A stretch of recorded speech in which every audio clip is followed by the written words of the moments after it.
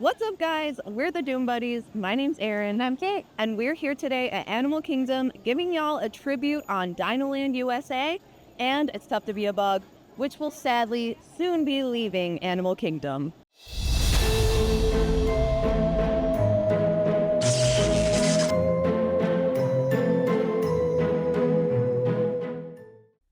We start our day with the beloved Dinoland USA, giving you the opportunity to hear its origin story, as well as some facts you may not know about the decisions Imagineers made in careful planning of this area of Animal Kingdom.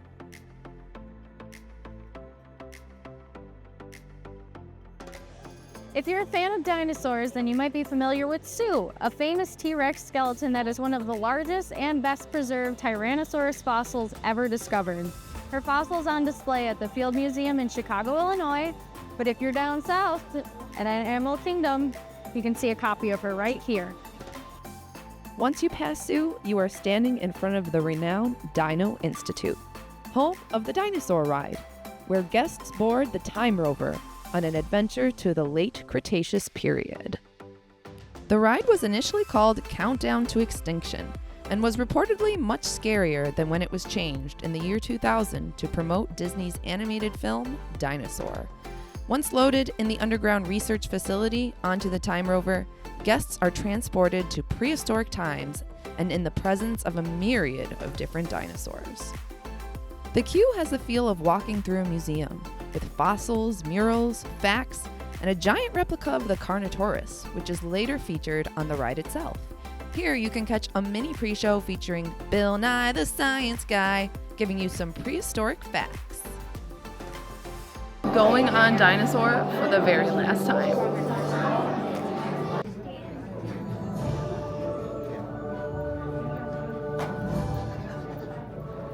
Hello, I'm Dr. Marsh, Director of the Dino Institute, and I hope you enjoyed those quaint exhibits in the old wing. That's how dinosaurs have been presented to the public since the study of fossils began over 150 years ago. Today, that bare bones approach is about to become extinct. In a perfect blending of science and technology, the Dino Institute has created the Time Rover, an amazing vehicle that will literally transport you to the age of the dinosaurs. How? That's proprietary. But the result is a breathtaking journey through a prehistoric world where you will witness the most spectacular creatures to ever walk the earth. In a moment, you'll be going live to our control center for a comprehensive safety briefing, and then it's on to the tour that will convince you forever that the future is truly in the past.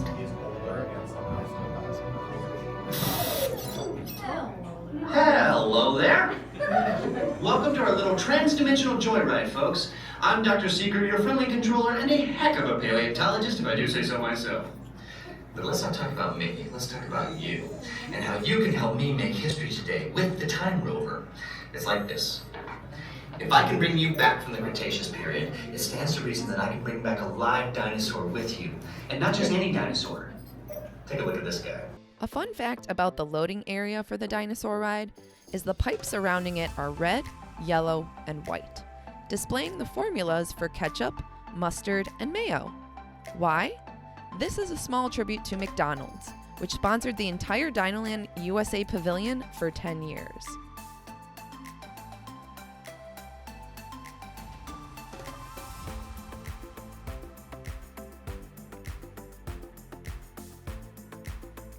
Next, we venture over to Dinorama. While this area seems tired and run down, let us tell you what the Imagineers had in mind for this area. The entrance of Dinorama, you can see the green dinosaur here, and its name is the Cementosaurus. It used to be colored orange when they first opened this section of the park, but they made it green to match what dinosaurs actually look like.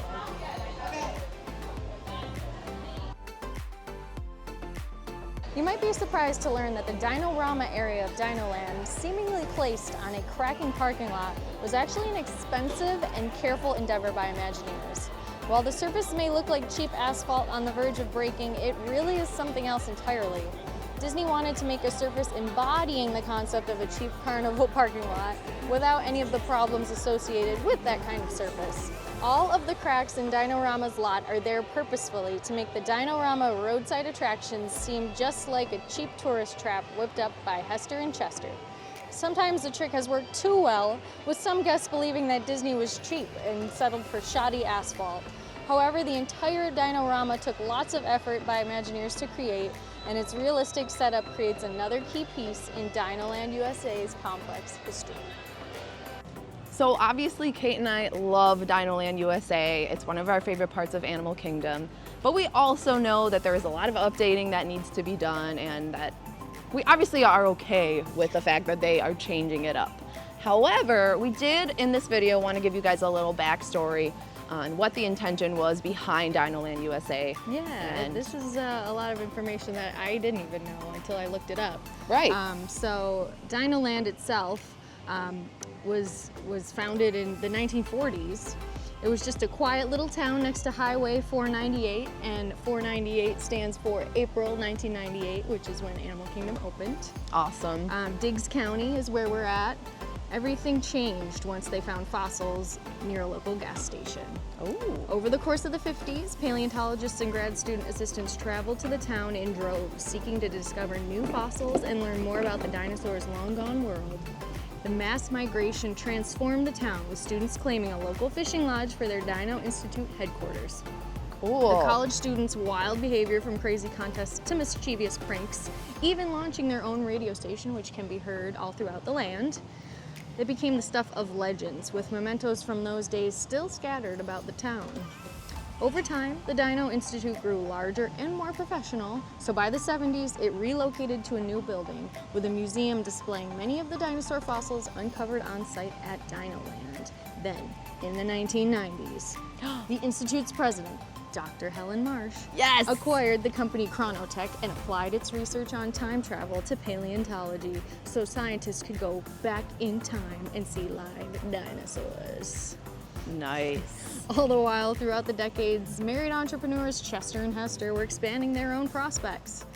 Having their own gas station where the first fossils were discovered, they keenly turned their business into Dinosaur Treasures, a tacky dinosaur-themed gift shop, and that was just the beginning of their ambitions. Their Dinorama amusement park features many old-school carnival games and rides, all colorfully themed after dinosaurs. Love it. There's a lot on this Chester and Hester. Yeah, just an old couple out here making a quick buck on some dino history. Love it. Now, Chester and Hester knew what they were doing, because this gift shop might have the most fun display of dinosaurs we have ever seen.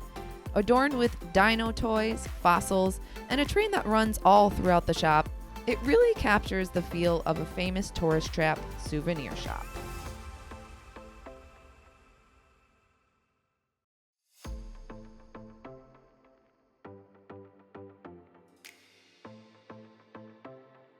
And of course, we can't forget the photo ops of characters in their Dinoland get-ups. In Dinorama, all of the cast members claim to be relatives of Chester and Hester, since the couple's too stingy to hire outside the family. Cast members in the rest of Dinoland take on the role of grad students helping with the local digs. The former Dino Institute hangout for the students is now the Restaurantosaurus Diner, and its many decorations reflect the town's rich history. Each part of the restaurant has its own unique theme tied to Dinoland's past. Areas range from a rec room with students brought from their hometowns to a maintenance garage where mechanics made dinosaur art out of oil and machine parts. You can even spot an old photo featuring Chester and Hester. So even just revisiting all of this stuff, it's amazing the amount of detail that Disney has put into all of this. The story behind it, the very details that even in the restaurants, like Disney, you can miss so much if you don't actually take the time to appreciate it. Right. And that's what we wanted to do in this video, is kind of capture the essence of Dinoland USA. Right. And show you guys how really special it truly It was. really is, yeah. It seems hokey, and like it is. It's supposed to be. Once you kind of like get behind the backstory and where the land originated from, and you follow along with that story, like you said, the detail is just incredible. Yes. Like from little memos on cork boards, sticky notes, little drawings on the wall. Like that was thought out. Like somebody had to plan that and they put it there and it has a meaning. Disney is so good at telling a story. Yeah. And we really hope that we can capture that in this video. Yeah.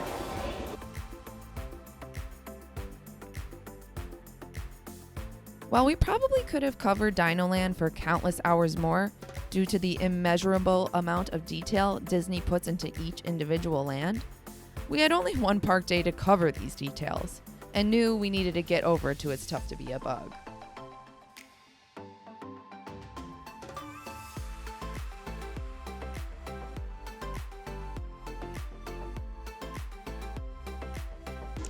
Chili the spider, who shoots his poisonous darts toward the audience, is the extremely notorious Cheech Marin.